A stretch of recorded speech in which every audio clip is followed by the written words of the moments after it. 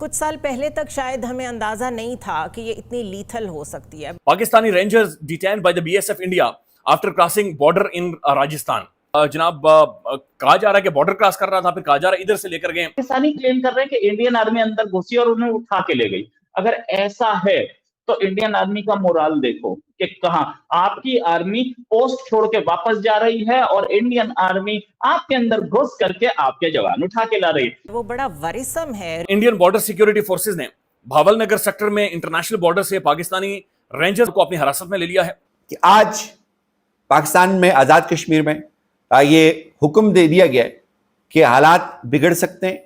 20 दिन का सामान राशन अपने पास स्टोर कर लें। साथ एक और अहम खबर यह है कि अमेरिका और भारत के दरमियान 13 करोड़ डॉलर्स के दिफाई मुआहदे हुए हैं। डिफेंस सिक्योरिटी कॉर्पोरेशन एजेंसी ने इस मुआहदे की मंजूरी का एलामिया भी जारी किया है।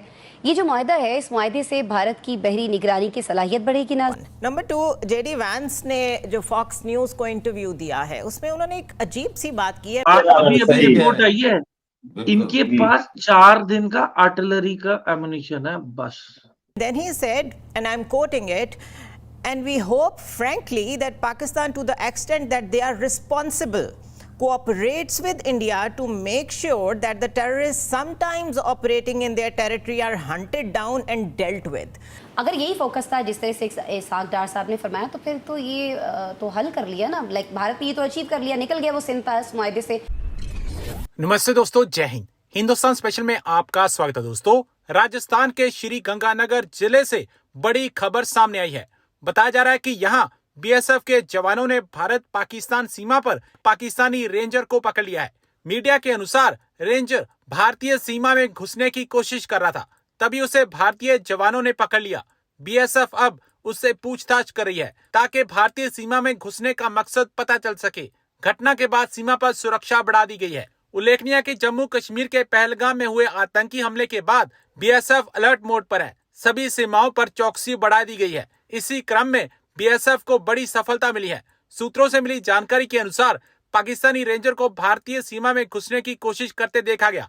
जवानों ने तुरंत कार्रवाई करते हुए उसे पकड़ लिया। रेंजर बॉर्डर पार करके भारत में घुसने की कोशिश कर रहा था। हालांकि अभी तक साफ नहीं हो सका है कि पाकिस्तानी रेंजर किस वजह से भारतीय सीमा में घुसना चाहता था। बीएसएफ के अधिकारी उससे पूछताछ कर रहे हैं। तो चलिए दोस्तों, आज की वीडियो की तरफ चलते। Thank you so much. अब नाज़रीन, जो खबर है, इंडियन मीडिया और मुख्तलिफ सोर्सेज जो इंडिया से रिलेटेड है वो रिपोर्ट कर रहे हैं।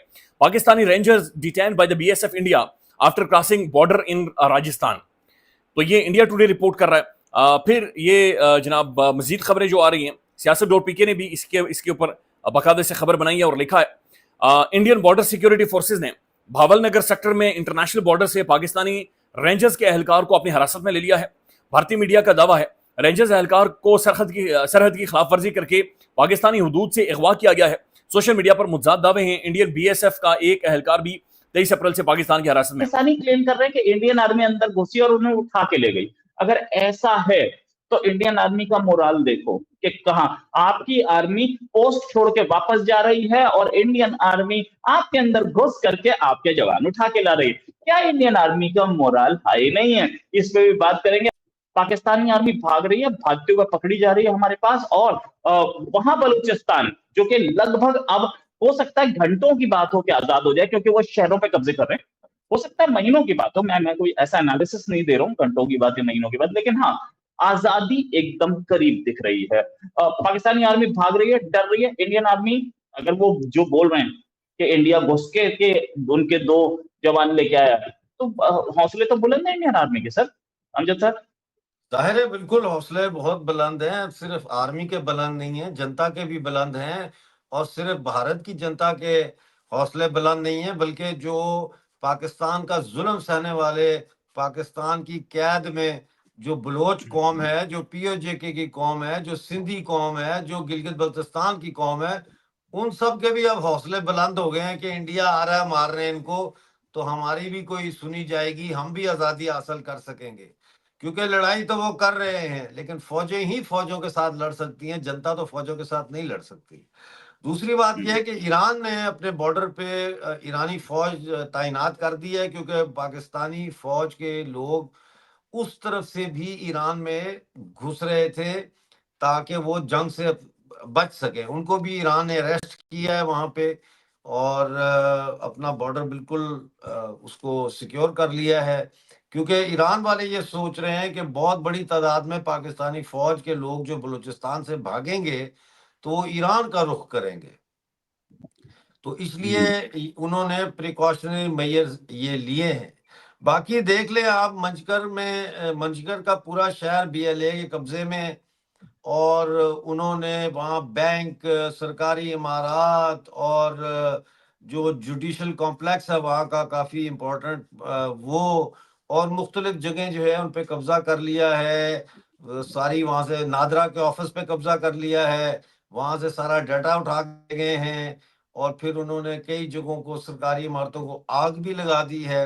पाकिस्तानी फौज के साथ उनका 3 घंटे मुकाबला हुआ, जिसके बाद ये शहर कैप्चर हो गया। अब 3 घंटे में, यहाँ मेजर साहब भी बैठे हैं, मुझसे ज्यादा बेहतर समझते हैं मिलिट्री को, लेकिन ऐसे नहीं होता कि 3 घंटे में अचानक फौज निकल गई शहर से।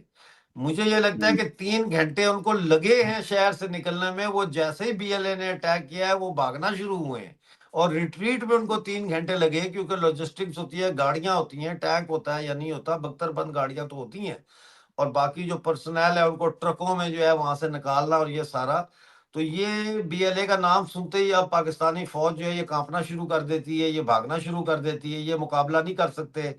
कई मतलब दर्जनों के हिसाब से पाकिस्तानी फौजी पिछले 24 घंटे में बलूचिस्तान में मारे गए हैं मुख्तलिफ जगहों पे। जी राइट। एक रिलेटिवली अननोन या बहुत मतलब जैसे बोलते हैं लेसर नोन ऑर्गेनाइजेशन है इत्तेहादुल मुजाहिदीन।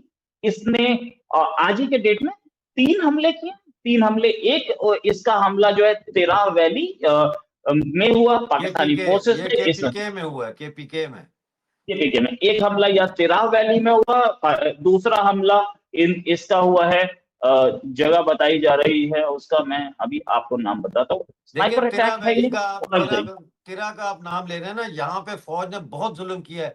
ये वही जगह है जहाँ पे एक लड़की ने दरवाजा खोला तो फौजी को ने कहा कि हमें यहाँ आने दो अंदर, तो उसने इनकार किया तो उसको गोली मार दी।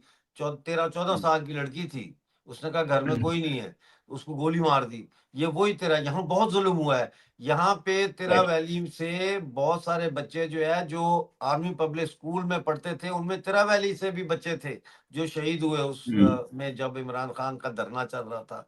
तो तेरा वैली में बड़ी लड़ाई होनी है अभी। जी राइट। एक हमला औरंगजेब प्रोविंस में है। औरंगजेब प्रोविंस में बोला जा रहा है कि बड़ा अटैक है, और एक और आईईडी ब्लास्ट बोला जा रहा है, उसमें कई पाकिस्तानी सैनिक मारे गए। हमारे साथ है मेजर तूर, जिन्होंने पहले लिखा हुआ है हिसाब होगा।